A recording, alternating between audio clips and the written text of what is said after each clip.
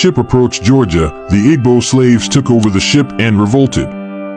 A fight ensued, and it led to the death of the captain of the ship and some other crew members. The captives commandeered the ship and docked at what is now referred to as Dunbar Creek. As the slaves left the ship, they marched ashore and walked into the water in Dunbar Creek.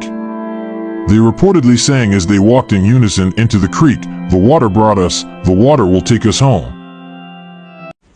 Death is better than slavery. We are not slaves, and we will never be slaves. The tragic history of the resilient ones who chose death over slavery. Some contemporary artists have also referred to the incident of the IGBO landing in their works. For example, in the Black Panther movie, Michael Jordan, also known as Killmonger, made reference to the IGBO landing during his death scene when he said, "Why? So you could just lock me up?" No. Just bury me in the ocean with my ancestors that jumped from the ships. Because they knew death was better than bondage.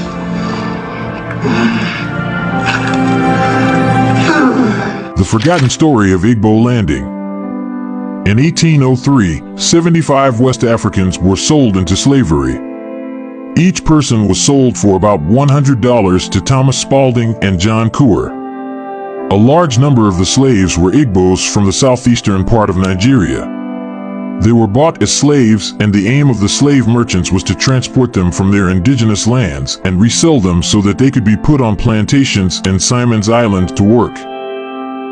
The West African slaves were transported through a popular ship known as Wanderer. After that, they were chained and put under the deck of a coastal vessel known as the York as it made its way to Simon's Island. The Rebellion.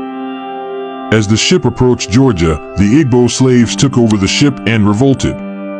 A fight ensued, and it led to the death of the captain of the ship and some other crew members. The captives commandeered the ship and docked at what is now referred to as Dunbar Creek. As the slaves left the ship, they marched ashore and walked into the water in Dunbar Creek.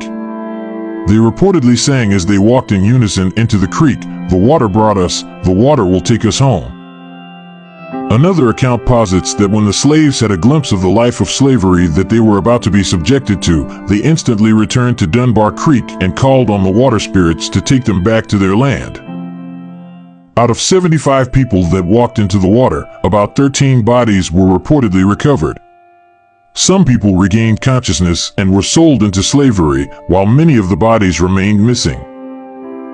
According to the National Museum of African American History and Culture website, much of what is known about the IGBO landing was based on Roswell King's account.